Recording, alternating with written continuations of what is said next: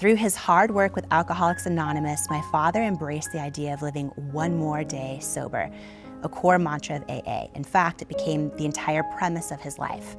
That may sound like a small thing to overcome if you've never battled addiction, but in the world of an alcoholic, winning this fight one more day at a time means everything. Once he committed to it, my dad didn't try to stay sober every remaining day of his life. He tried to stay sober one more day of his life. One day at a time, stacked upon each other, until days became weeks and months, and they became years. The difference in that kind of mindset means everything to a recovering alcoholic. If you're reading this and you're thinking about quitting on your dream, a business you've started, or anything important to you, don't put the pressure on yourself to meet that goal for 5 or 10 years or the rest of your life. Instead, think about not quitting for one more day.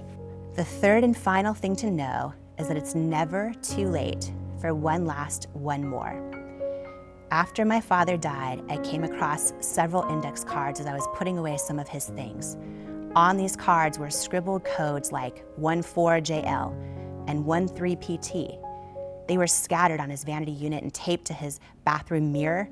These codes were dates and the initials of someone's name, and there were hundreds of them. I soon figured out that every one of those cards represented a person my dad had helped get sober.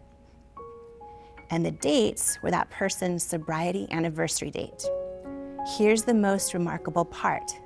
On those dates, my father would call that person, wish them a happy sobriety birthday, and congratulate them. His message to them was simple.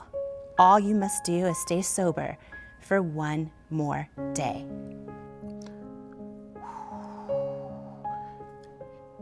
He made these calls hundreds of times a year, every year, including in the last days of his life. Even while he was on oxygen, struggling to breathe and could barely whisper, he still reached out and made calls to people on his note cards.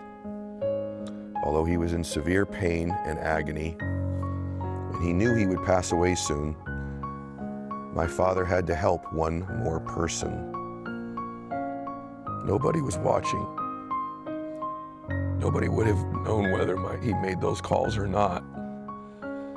However, because my father lived a one more life, this was an opportunity for him to help one more human being.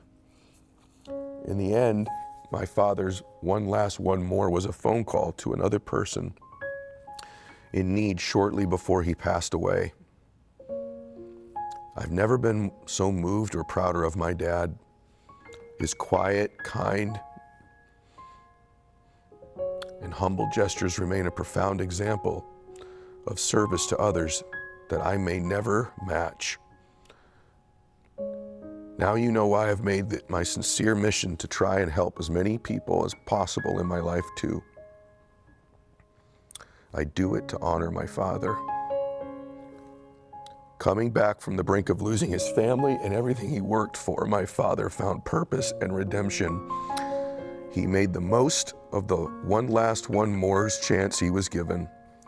Our physical being dies, and we do pass from this earth at some point, but my father's one more legacy will live through the ages. We should all be so lucky to live our lives that well. A lot of people have, written and wondered, you don't need to do what you do. You have businesses, all kinds of stuff. You don't need to show up on stages and show up and serve millions of people every day. And I guess I just want to know, in your words, that you just shared, is that why you do, and why you do what you do?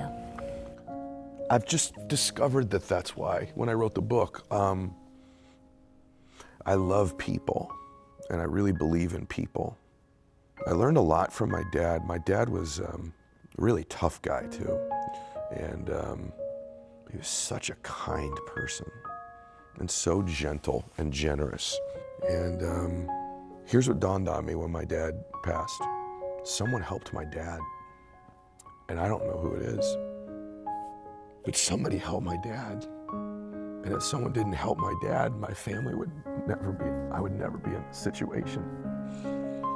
So I would just like to be that person for someone in some area of their life.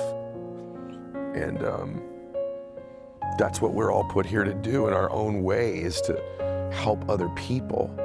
And I've found my dad had his way of doing it, and I found my way of doing it. And some people do it by being a great artist and making music that changes people. Some people do it by being a school teacher, like my sister, right? Some people make great food. Some people care for children, or they're someone's nanny, and they're just amazing at changing a child's life or a family's life. We all have our way. But when it dawned on me when I was writing this book that, wait, someone helped my dad. And you never know when you help somebody, the ripple effect of what that's gonna be. That person, whoever they are that helped my dad then helped thousands of other people quietly every morning and night and of his life helping, and then had a son who's me, who's helped a few people too. And so when you help one person, you don't know what the ripple effects are, the ramifications of that one person you've helped, that one difference you've made in their life. And so you have a responsibility to do it. And I know what most people are thinking. What do I have to offer somebody? You know what my dad had to offer somebody? I was a drunk. I was broken. I was a mess.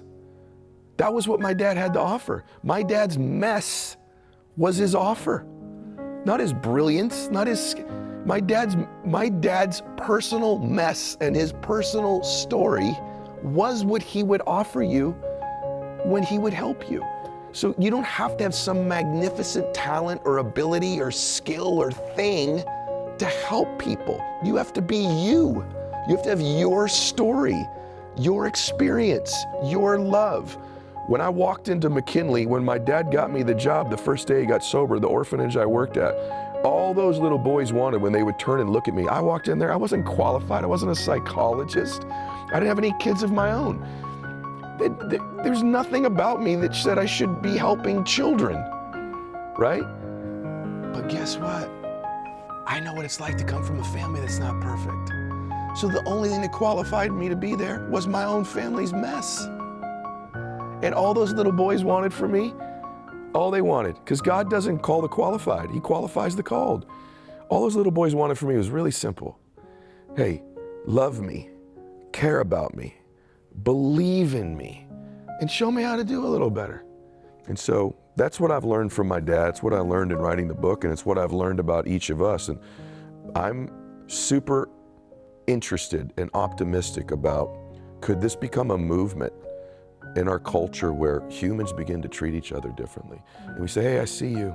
You're awesome. You're not invisible. You matter. You're important. You count. You were born to do something great with your life. I love you. I care about you. I believe in you. Let me show you how to do a little better, right? You show me how to do better, I'll show you how to do a little bit better.